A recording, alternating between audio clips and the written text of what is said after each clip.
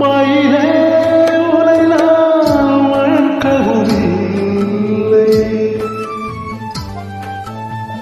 மனதால் என்றும் வெறுக்கவும் இல்லை. என்னை நீ தேடி இணைந்தது பாவம், எல்லாம் நீயே எழுதிய காலம். இந்த நிலைக்கு